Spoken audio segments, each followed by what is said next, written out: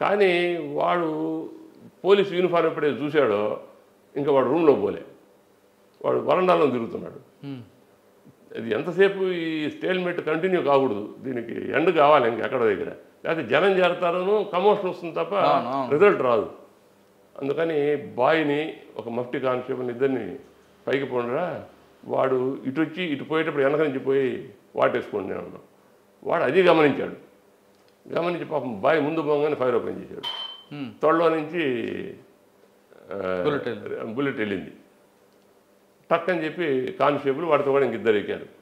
వాళ్ళు పట్టుకుంటారని చెప్పి వాడు దూకాడు 2వ అంతస్తు నుంచి. ఆ మొదటి అంతస్తు మీద జింక్ రేకులు ఉన్నాయి, ఆ జింకు రేకుల మీద పడ్డాడు. ధనామని శబ్దం, అది అప్పుడప్పుడే తెల్లవారుతుంది 4 గంటల ప్రాంతం. అక్కడి నుంచి జర్రని జారాడు, జారుతున్నాడు తెలుస్తున్నది. ఆ పడ్డం లారీ కింద పడ్డాడు. లారీకి ఆ లారీ కిందికి పోగానే ఈ పక్క ఆ పక్క జనం చేశారు అందరూ. ఒకటి కాళ్ళు ఒకటి చేతులు పట్టుకొని మేము లాగారు వాడిని. వాడు పట్టుకొని మేము రథాలు పట్టుకున్నాం. పట్టుకొని ఇంకా ఫర్దర్ ఇంకా ఫైరింగ్ అది లేకుండా ఎటు తీసుకెళ్ళాలా, విజయవాడ రూట్ క్లియర్గా ఉంది. Vijayawada to Hanuman junction, Vijayawada to Gudivada no road traffic, Vijayawada to Eluru no traffic, Hanuman junction to Gudivada, Hanuman junction Vijayawada ఉంది. హనుమాన్ జంక్షన్ విజయవాడ తీసుకొని వచ్చేస్తే మళ్ళీ ఇదంతా విజయవాడ క్రెడిట్ వస్తుంది, అదేమో డిస్ట్రిక్ట్. అందుకని బస్సు అయితే మాత్రం పోతుంది, జీవులు పోవడం లేదు. ఒక బస్సు అక్కడ ప్రైవేట్ ఉంటే దాన్ని తీసుకొని I started going towards Nuzvid. Nuzvid పోయిన తర్వాత డిఎస్పీకి దారిలో చెప్పేశాను, అక్కడే స్టేషన్ తీసుకువెళ్ళాము. తీసుకెళ్ళిన తర్వాత కూర్చోగానే నాకు చీరాల అనుభవం ఉందిగా, చీరాల్లో నేను ఉన్నప్పుడు ఓపీడీ వాళ్ళందరినీ తీసుకొని వచ్చి 32 మెంబర్స్ లిస్టు చేసి అందరినీ రెగ్యులర్ రొటీన్ లైఫ్లో తీసుకొని వచ్చారు. 2 మాత్రం మిగిలిపోయినారు. ఆ 2 ఎరపని శంకర్ ఒకడు, వాడి భార్య. నేను ఈ ఇన్సిడెంట్ కారజేడ్ ఇన్సిడెంట్ జరిగిన రోజు, అదే ఆయన పాపం చంద్రరామయ్య గారిని కాల్చిన రోజు, వర్లరామ ఇక్కడ ఉండి కే వ్యాస్ గారి పనిచేస్తున్నాడు. ఏదో ఏలూరు వైపు ఉంటుందా కొద్దిగా నువ్వు ఇన్ఫర్మేషన్ చేయమంటే నా బ్యాచ్మేట్ కాబట్టి నా దగ్గరకు వచ్చాడు. ఏంది రామయ్య, వాడు ఎరపన శంకర్ గారు చేసి ఉంటాడు ఈ నేరం, వాడు తప్ప ఇంకెవరు చేయరు అని కూడా చెప్పా. కానీ అతను ఆ యాంగిల్లో మన ఇన్ఫర్మేషన్ క్యాచ్ చేయలే. సరే అయిపోయింది, ఏదో జరుగుతున్నది. వీడిని దొరకంగానే పోలీస్ స్టేషన్కి వచ్చాడు. వచ్చిన తర్వాత కాస్త అది బిగ్గరగా వాయిస్ ఉంటుంది, ఎరాల అని మనం అనేటప్పటికి ఎరపన శంకర్ అనేటప్పటికి వీడు భయం వచ్చేసింది. ఇదే కదా రివాల్వర్ నువ్వు కాల్చిందే అంటే మనం అసర్టివ్గా వాడిని ఆ లీడింగ్ క్వశ్చన్ 2 వేసేటప్పటికి వీడు ఎవరో పెద్ద పోలీస్ ఆఫీసరు, ఇతనికి అన్ని విషయాలు తెలుసు అని చెప్పి వాడు పట్టపట్ట అందరి పేర్లు అన్నీ చెప్పేశాడు. వాడు మనకు తెలిసింది 2, ఎరపన శంకర్ గారు, ఇది చీరాల, అది సురేష్ మహల్ పక్కన వాళ్ళు ఉండారని. సురేష్ మహల్ అని ఇవన్నీ చెప్తున్నాడు ఇతను, అన్నీ తెలుసు అనుకొని వాడు చెప్పాను. లేచి పట్ పట్ అని చెప్పి ఇంకా మామూలుగా మన పోలీస్ ట్రీట్మెంట్తో కొట్టేవాడి. డిఎస్పీ గారు వచ్చారు, అమ్మో కొట్టద్దయ్యా వాడిని, వాడు పెద్ద నగ్గులైట్ అయ్యావాడు, వాడు మళ్ళీ మనల్ని అటాక్ చేస్తాడు, బతుకు మళ్ళీ వద్దు రాసొచ్చాను నువ్వు అని చెప్పి అదో ఎరకు లాక్కొని వచ్చేసి పోయి తీసుకుపోయి లోపల కూర్చోండి మీరు, లక్ష్మణ్ గారు కూర్చోండి మీరు, మీకు కాఫీ కావాలన్నా అండి, టీ కావాలన్నా, స్మోకింగ్ చేస్తారా అని మొదలుపెట్టారు వీళ్ళు. ఏంటి సార్ వాడితో 4 చెప్తున్నాడు, నాకు వదిలిపెట్టండి, నువ్వు వద్దుగా నువ్వు పోయా నువ్వు బస్సు అని వాడిని అటు చేసి ఇంట్రాగేట్ చేసేసారు. ఈ విషయం తెలిసి NT Rama Rao came all the way from Hyderabad to Gannavaram airport. ఎవరో సబ్ ఇన్స్పెక్టర్ వాళ్ళు పిలిపించు, ఇంకేదో చిన్న పని ఉంది ఇక్కడ, ఏదో గన్నవరం దాకా వచ్చి మనం మళ్ళీ వచ్చి by the time I come back he should meet me here అన్నాడు. సరే ఏదో నాకు చెప్పారు గవ్వ, నేను వచ్చాను. వరుసగా డిఎస్పీ గారు, సిఐ గారు, ఇంకో ఎస్ఐ గారు, నేను అందరం నిలబడ్డాం.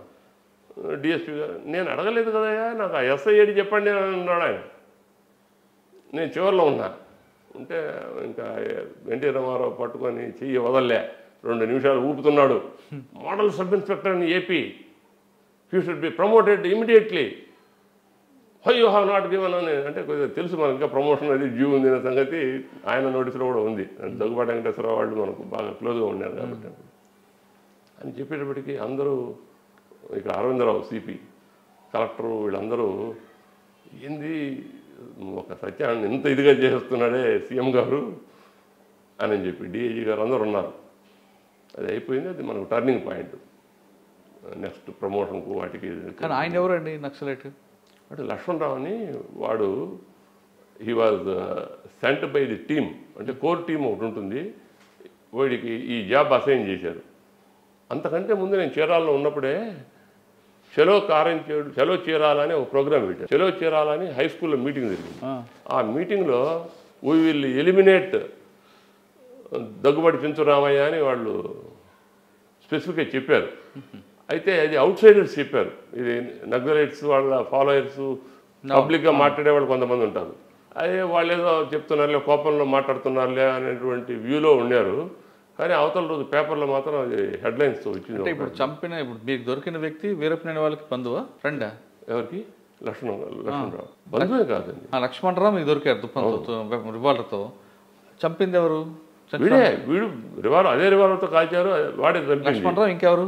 వాడు ఇరపన్ శంకర్ షెల్టర్ ఇచ్చాడు అక్కడ. వాడు ఇరపన్ శంకర్ అని అంతకుముందు నేను వర్క్ చేసేటప్పుడు 30 మంది ఈ రాడికల్ యూత్ వీడి వైఫ్ మాత్రం మిగిలిపోయింది.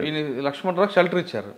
లక్ష్మణరావుకు ఇరపన్ శంకర్ షెల్టర్ ఇచ్చాడు. ఇంకా ఇద్దరు ఉన్నారు వాడితో అసోసియేట్స్. లక్ష్మణరావుతో పాటు ఇద్దరు వెళ్ళి కాల్చారా?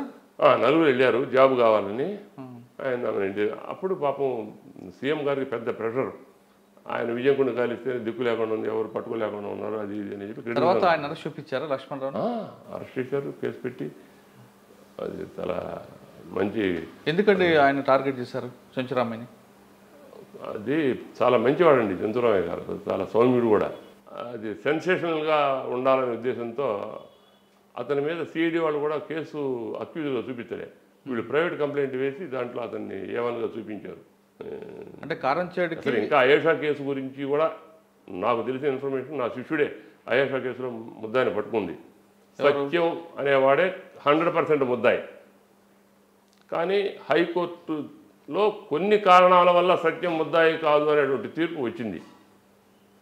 ఇంకా వీళ్ళు ఇన్వెస్టిగేషన్ కూడా సత్యం ముద్దాయి కాదు అంటూ చేస్తూ వచ్చారు.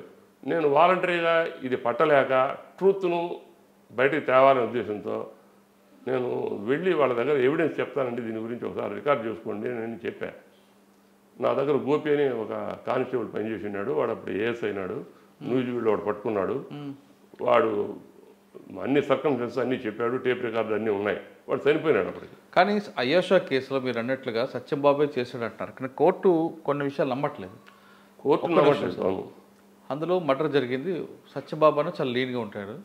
వాళ్ళు చెప్తున్నట్లుగా అమ్మాయిని ఒక రుబ్బురోల్లో ఉన్న